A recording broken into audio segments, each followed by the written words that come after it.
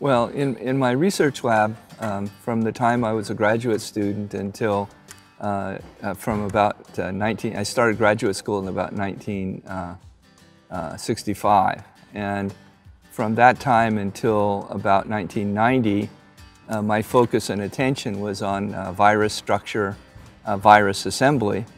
And a particular virus I was studying is called filamentous phage. It has a very unusual penetration mechanism where its entire coprotein goes into the cell membrane. And we noticed in some experiments of a model system of this process that the intact phage wouldn't penetrate the membrane. But if the coprotein lost structure so that it went to a more almost a liquid-like state, a protein liquid state that's called a molten globule, then the molten globule could penetrate the cell membrane. So this paper we published in about 1991, I think. And so we didn't really focus on this concept of unstructured proteins carrying out function. And then about 4 or 5 years later, in 1995, a former student came back to the university where I was, which was Washington State University, and gave a seminar on a protein he was studying, which is a very important protein called calcineurin. It's very important in medically, for example. It's the target for drugs that prevent rejection of tissues when you have a heart transplant. The immunosuppressive drugs you take for a heart transplant act on this protein. And what happened was he was described that in his crystal structure, there was a very, very large region of missing electron density. And what that means is that part of the protein is moving around somehow. In general, that's what it means. It's moving around somehow. And so it doesn't diffract X-rays coherently, so you don't see the structure when you do the structure. And so given my prior work on this phage that lost structure and gained function, it just caught my attention that this was something very important. And so, as often happens in academics, after he had lunch with the students, he came to my office to just, have a general chat. And in that chat, together we raised 3 questions. The questions were, why doesn't this region fold into 3D structure? The second question was, what does it do? Well, we knew what this one did, but if we have other proteins that have this characteristic, what do they do? What are their functions? And the third question that we raised in this after the seminar meeting was, how common are they? And basically, over the next 3 years, we answered those questions using developing computer programs and just studying these proteins. We found out that these proteins, compared to structured proteins, are much more polar. They have many more amino acids in their sequences that are water soluble rather than not soluble. So they have an abundance of water soluble amino acids. They tend to have a net charge. And the third thing we found out was that they're very common in eukaryotes, we're eukaryotes, but not so common in prokaryotes. And a lot of our knowledge of biology came in the study of prokaryotes like E. coli. And one of the reasons that they hadn't been so commonly observed was that they're in eukaryotic cells.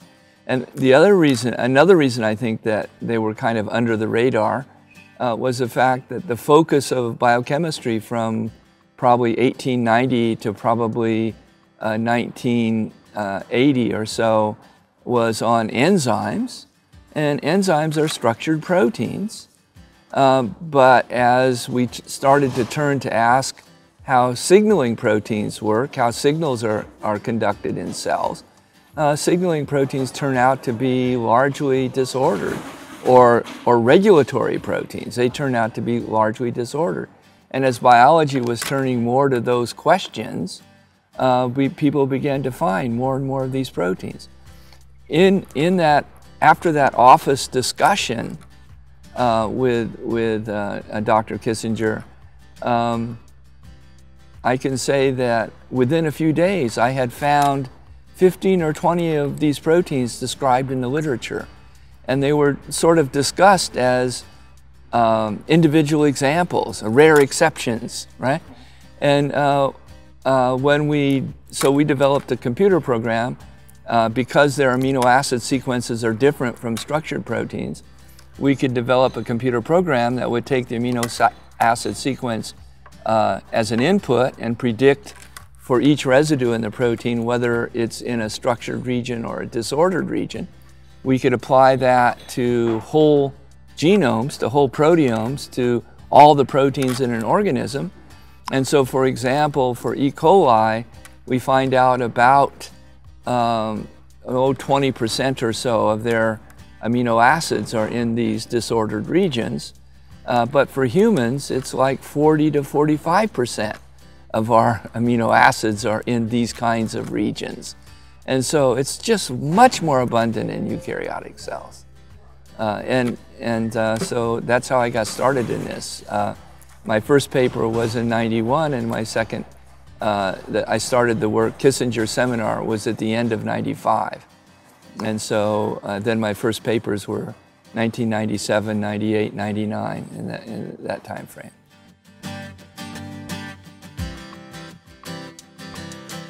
Well, you probably want me to say I had a lot of trouble. I didn't have any trouble at all.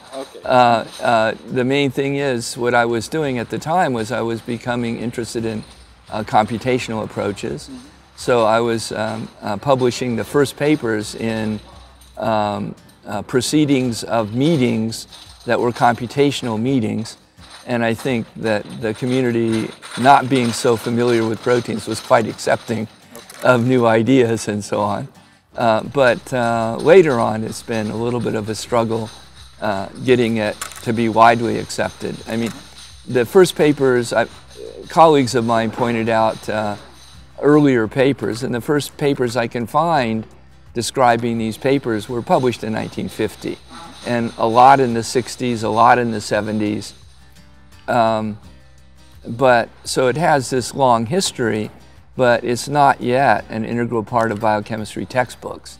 And I think that's the best measure that there hasn't been a rapid acceptance of these proteins by the general community.